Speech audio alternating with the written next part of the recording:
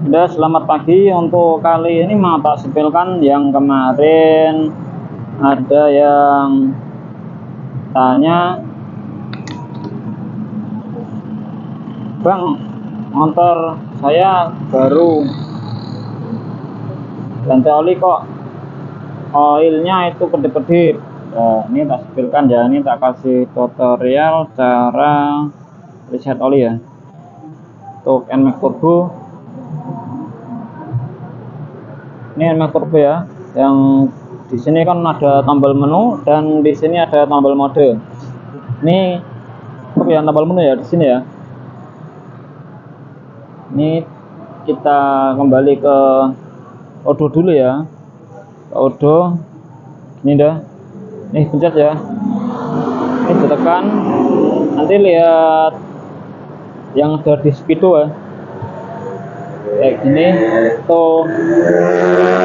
Satu kali dia tampil trip 1, pencet 2 kali, trip 2, pencet 3 kali. Ini baterai aki ya, 4 TCS, dan pencet 1 kali lagi. Nah, ini trip oli.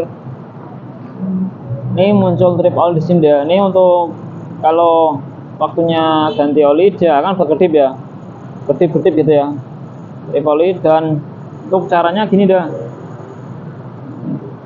Ini ya, biar lebih jelas ya. Ini ditekan dan tahan, tekan dan tahan sampai angka 300 tuh nanti trip olinya itu nanti kedip. Tekan dan tahan. Setelah itu kita lepas. Ini ya. Nah, dia itu berkedip ya. Ada tulisan oil trip itu. Dan angkanya yang di bawah sama tulisan oil itu juga berkedip. Setelah itu kita ini ya. Ini ditekan dan tahan sampai 0. Ini. Oke dah, tuh lihat ya di speedo ya, ini masih tak tahan, baru kita lepas. Nah, di sini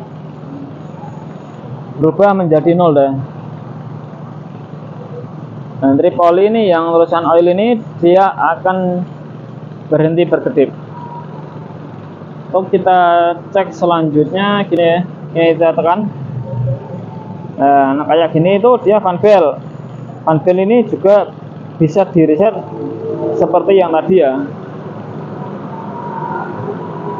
Oke dah, kelas info seperti itu cara mereset oil trip pada speedometer NMAX Turbo. Sekilas info, semoga bermanfaat. Terima kasih. Jangan lupa like and subscribe.